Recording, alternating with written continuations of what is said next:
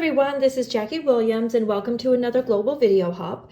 This month we are focusing on our designer series papers or our printed papers, and I thought I would share with you some ideas of how to use what I call border prints. So border prints look like this, where you have one print across just kind of one edge of the paper and then a repeat of that image upside down across the other edge. So the idea being that you could cut it in half and have two identical pieces that are two borders. But sometimes, other than the obvious of cutting it into a card front size and just putting it on a card front, sometimes we want some more ideas with these. So I have 3 ideas to share with you today. Now, I did some drawing. I thought this would be the easiest thing for you to see, although obviously they're not straight or overly perfectly to scale. But my first idea is to cut a piece 3 5/8 by 5 1/8, or approximately, and then to cut it into 3 pieces like this. So I'm going to show you, and I'm going to use the border print from the Awash in Beauty papers. So my paper is already at 3 5/8. Let me just move this so it's a little less awkward. It's already at 3 5/8, and I've already used a bit off of one end. But what I wanted to show you was that if I cut it at 5 1/8, it's going to cut right at the top of this flower, which is okay. But if you want just a little more white space at the top, you do have the option to just cut it where you want it to stop and then just turn it around and put it to the measurement that you would like, and then just trim a little bit of the greenery down here at the bottom.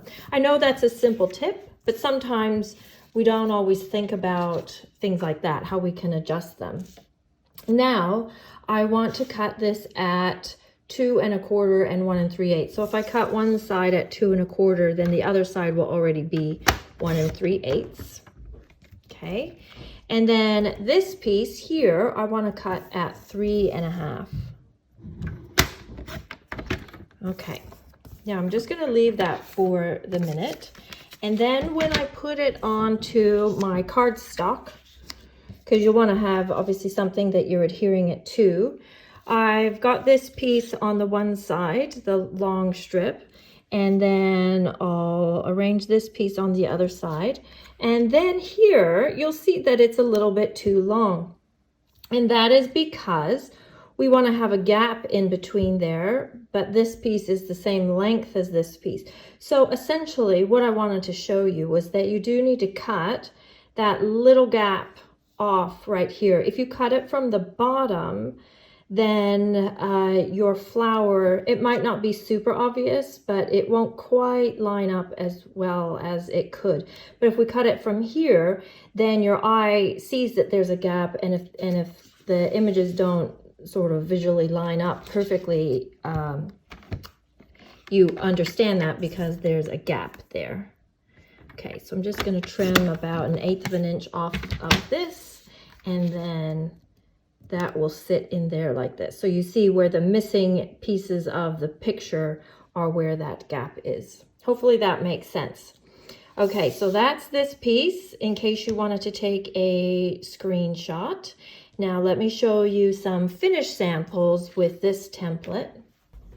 So here's using the Awash in Beauty papers. And this one I just did all in white, all the layers in white. So the only real color were the flowers. And I did put a little bit of Wink of Stella on the flowers, and then just a few little strips of extra designer series paper and some words and just some very simple embellishments. So it's just a nice, clean, fresh card. But it does make these prints more interesting than just putting it on the front of the card as is. And then here's another version of that same template, and this is using the Rustic Harvest papers, so a little warmer colors, but you can see it's actually the exact same card, just done in some different colors.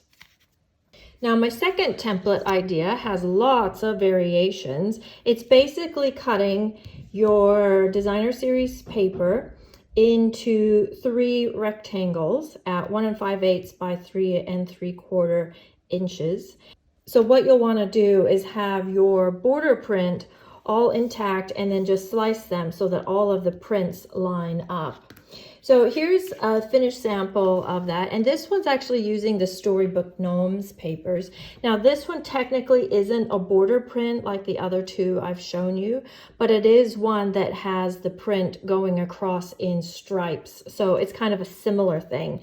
And also you can see the continuation of the print between the trees in between the three elements here. And I have put the Snowfall puff paint on there just to make an otherwise fairly simple card just that little more textural and interesting. And I put a little bit more of the puff paint there on the label. Now here's another variation of that same template, just made longer into a slimline card. So as I mentioned, I've just kept this whole print so that all of the images match up with the one next to it. And this one I didn't put any mats underneath, so that it was just a very clean and simple card, and then just a label and some twine, and then I did a scattering of sequins across the front of the card. Now this next template I'm not counting as a different one because it's basically a variation of the one I just showed you. So it's the 3 panels going across, but this time we're going to just rotate them 90 degrees. And for this one, I've just made one of the panels a little bit shorter and put my words here, just for something a little bit different. And I've kept these two lined up, but this one I've offset just to the right a little bit to make room for my words. Of course, it depends on your print, it depends on the size of your words, and of course personal preference. But that's just another way that you can take one template and really change it up and keep using it over and over to create different things. Now my last template is basically creating 4 squares, or you could do 6 squares or 9 squares.